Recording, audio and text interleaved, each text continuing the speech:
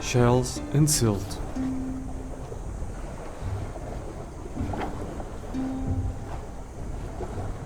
This area of vast shell beds can be found between 10 and 20 meters deep, and it's covered with a thin layer of silt. After the reef-like area, towards the east, there is a vast plain of sand covering the lake floor as the depth slowly increases. Fish are scarce here, and they seem to hold no territories. As the lake floor approaches the 10 meters of depth, the sand starts to give way to silt, and shells now become a more common sight. This area of silt and scattered shells is the habitat of a few fish species that depend on these shells for their survival. One of the most remarkable species is Lamprologus ocellatus. Other species, like these Xenotilapias, live in this habitat and wander through large areas, sifting the silt. The ocellatus seem to benefit from their scavenging to find food. The Xenotilapias are among the most peaceful fish in the lake and are tolerated by most other species. On the other hand, although the ocellatus is one of the smallest fish species of the lake, with males barely reaching 5 centimeters, its courage and spirit can't easily be matched. His aggression is very selective. A Limnochromis auritus is no cause for concern for the ocellatus. One good reason to fight is the scarcity of resources.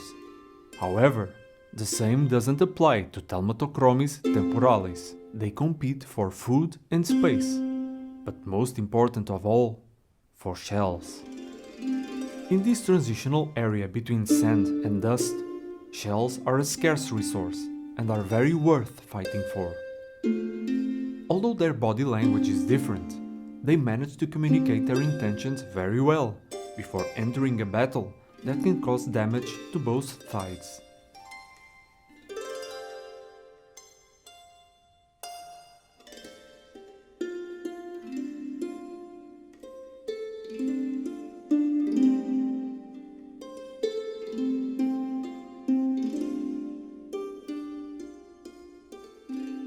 The Thelmatochromis live normally as strong bonded couples, but they don't remain for long periods in the same spot.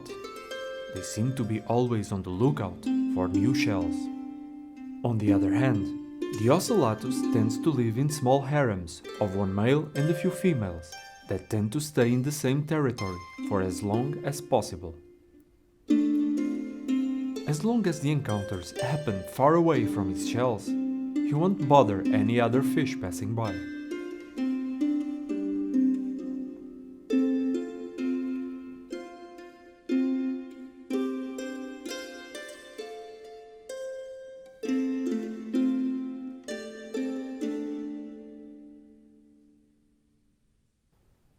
They normally take possession of a few shells that they bury, keeping only the opening at ground level.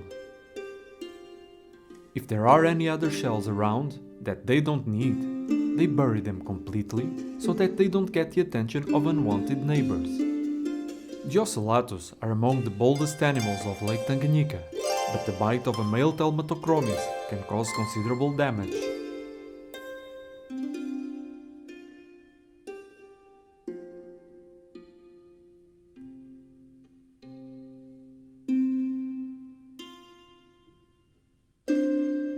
At this moment, this male ocellatus is living by himself. For such a tiny fish, the territory of a male ocellatus can be quite big, ranging over 2 square meters. He can't be aware of everything that is going on such a large area.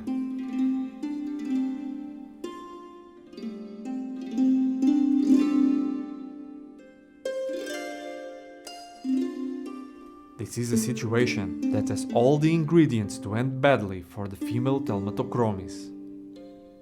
She can't turn around and defend herself.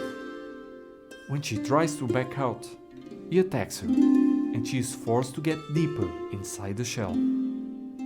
But the invasion of his shell isn't the only thing that he has to deal with. A male Lamprologus or Natipinis passing by also requires his attention. If he had been away a little longer, the female Thelmatochromis could have tried to escape. Getting out of a tight shell backwards is a difficult maneuver.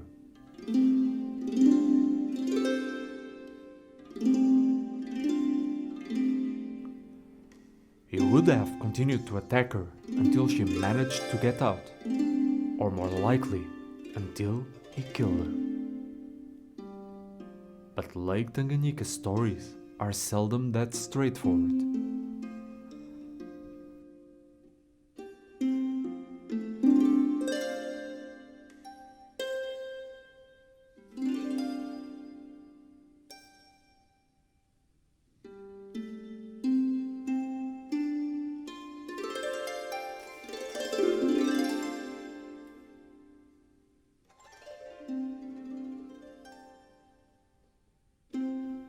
He returns to his shell, visibly shaken. The male Thelmatochromis is probably searching for his partner. He wants to continue looking for her and leave the fight, but the ocellatus is too wound up to just let him go.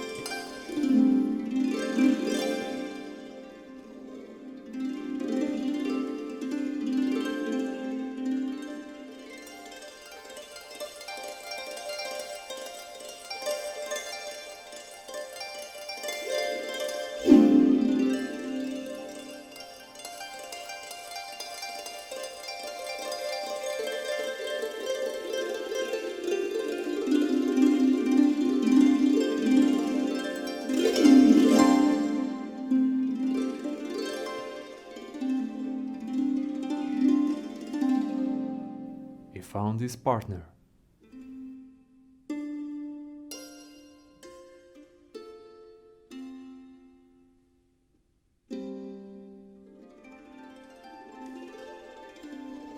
The afternoon current sweeps the bottom of the lake. A male ocellatus returns home to an empty shell.